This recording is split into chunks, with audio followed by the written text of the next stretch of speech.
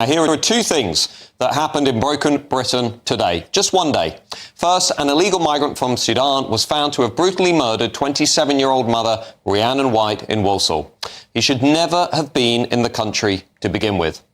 After stalking Rhiannon from her shift at the migrant hotel that he was staying in, Deng Chol Majek pounced under the cover of darkness, stabbing Rhiannon more than 20 times in the head with a screwdriver. At least one of the blows was so violent that it penetrated her brain. Rhiannon died 3 days later, surrounded by her family in hospital, leaving her young son without a mother and a nation demanding answers as Britain's broken borders claimed another innocent life. And then just hours later, another illegal migrant who should also never have been in this country hit the headlines as the Epping migrant sex attacker who sparked protests across the country was accidentally released from prison. Hadush Kebatu arrived in the UK from Ethiopia on one of the small boats. He was placed in the Bell Migrant Hotel in Epping, Essex. Kebatu went on to sexually assault a 14-year-old child in broad daylight, sparking local and national protests from concerned mothers and fathers who are utterly fed up with living with the consequences of our open borders experiment. Well, fast forward to today, when he was due to be transferred to a migrant detention centre ahead of his deportation. Incredibly, astonishingly, Kebatu was accidentally released from HMP Chelmsford instead, with various reported sightings of the fugitive in Chelmsford town centre shortly after his escape. The latest line is that he boarded a London-bound train from Chelmsford at lunchtime today, making his way to the capital city.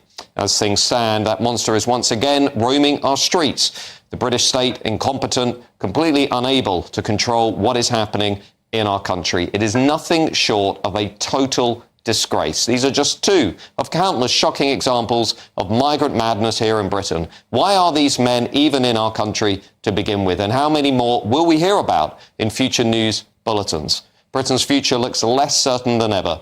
One thing I'm certain about, as you know, is that we must push back against this uncontrolled mass migration madness before it is too late. Well, we are now joined by businessman and activist Adam Brooks, who is live outside the Bell Hotel in Epping. Adam, just give us a flavour of the mood. You've been documenting, tracking this case from the very beginning. How are local people feeling about this? There's a lot of anger. And let me tell you now, I've just got to the Bell Hotel and there is about 150 people behind me. The chants of get them out, save our kids are ringing out. Everyone is in disbelief that our authorities can be this ridiculous, that this country can be so lax with the security of its women and its children. Let's remember that this judge, when sentencing Hadush Kebatu, said that he's a dangerous man and he risks further crime.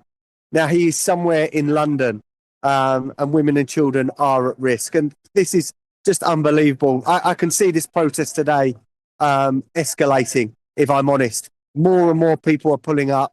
The anger is off the charts. You can hear the chanting in the background, Matthew. It's just surreal. I feel like we're in a movie.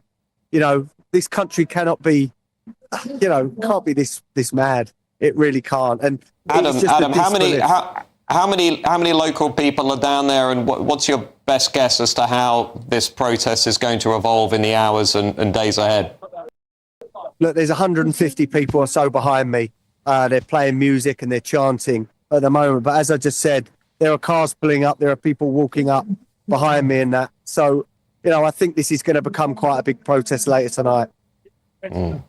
And what's your read, do you think, more generally, on where the country's at? Because, as I say, this has been a remarkable week. We haven't only had the accidental release of this illegal migrant. We've had the illegal migrant from Sudan who was found guilty of murdering Rhiannon White. We've been given the information on the small boat numbers. They're now higher already this year than the total last year. We've had the one-in, one-out case with the Iranian who was removed from the UK back to France and then came back into the UK in one of the small boats. All of this in one week.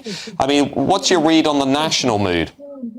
The national mood, people are starting to wake up, and I hate that term, Matt, but at the end of the day, every day I'm posting either a crime or a conviction from one of these so-called asylum seekers or illegal immigrants. We have a terrible problem, especially sex crimes. We are importing people that do not know how to behave around our women and our children.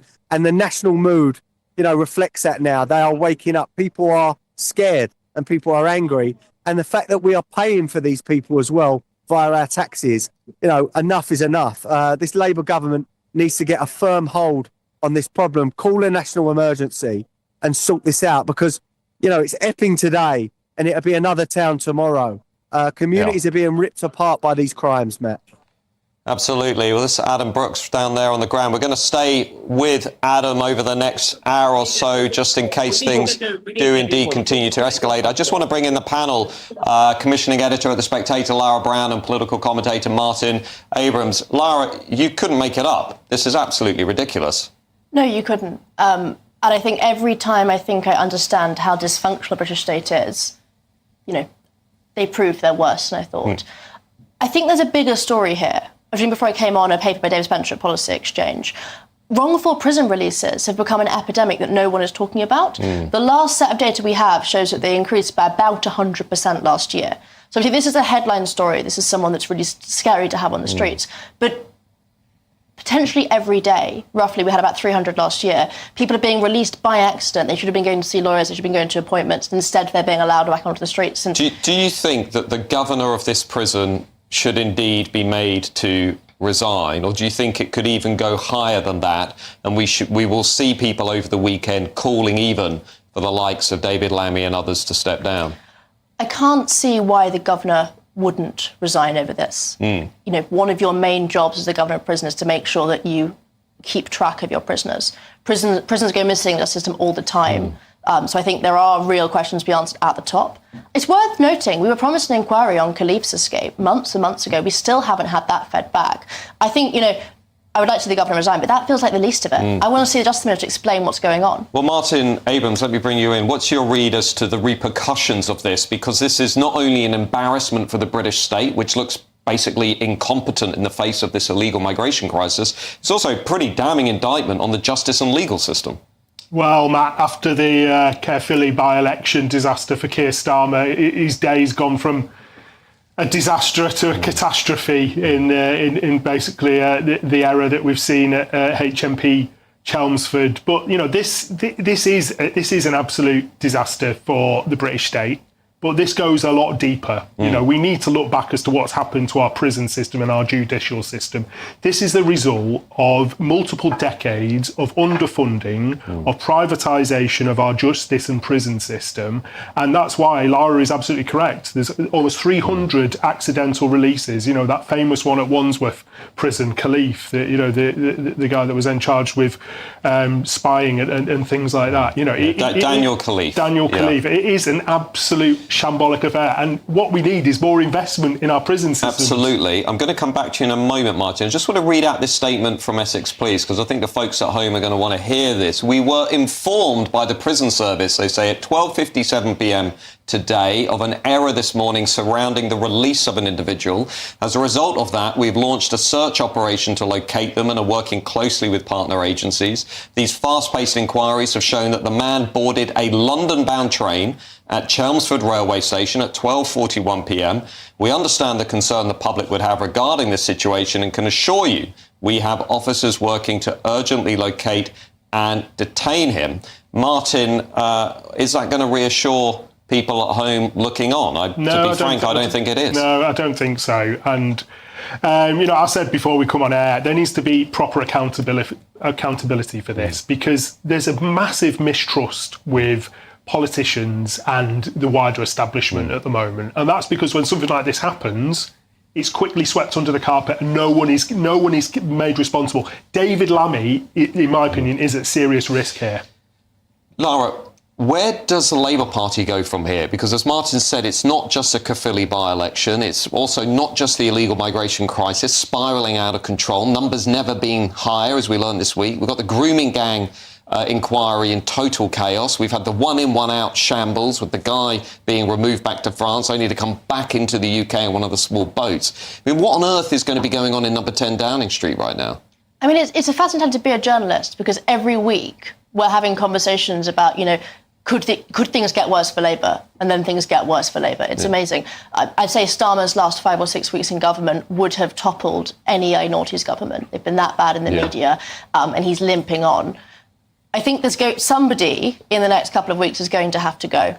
I'm not sure with David Lammy, I'm not sure with Jess Phillips, but they're going to have to... Angela Rayner only just went, right? I mean, now it's got to be somebody else. Somebody else is going to have to go. True, but Rayner didn't... It could be Keir Starmer. I mean, a lot of the MPs I'm talking to from Labour want Keir Starmer to go. I'm hearing that very frequently. But Jess Phillips wasn't a hated figure. Yeah. She wasn't someone that had betrayed the public in the way that Jess Phillips has. Yeah. And I think, therefore, her resignation meant nothing to the public when she went. The interesting thing, Martin, I've got another statement we're going to read out to the viewers in a moment, but the interesting thing about Jess Phillips, I was struggling to think, if this involved any other inquiry, as we saw with the grooming gangs, victim survivors saying they've lost faith in the Labour government, a minister would surely go. But yet, with this particular scandal, in this particular week, Labour seems to just be sort of carrying on regardless. I cannot see how this current administration can continue to preside over this inquiry. There is such a deep level of mistrust from many of the survivors and the victims, and, I think they need a fresh start. Martin, let me just read the viewers this statement from the Ministry of Justice has told GB News that it's looking into reports that Epping migrant sex attacker Hadush Kebatu has been accidentally released from jail. A prison service spokesperson said, "We are urgently working with police to return an offender to custody following a release in error at HMP Chelmsford. Public protection is our top priority and we have launched an investigation into this."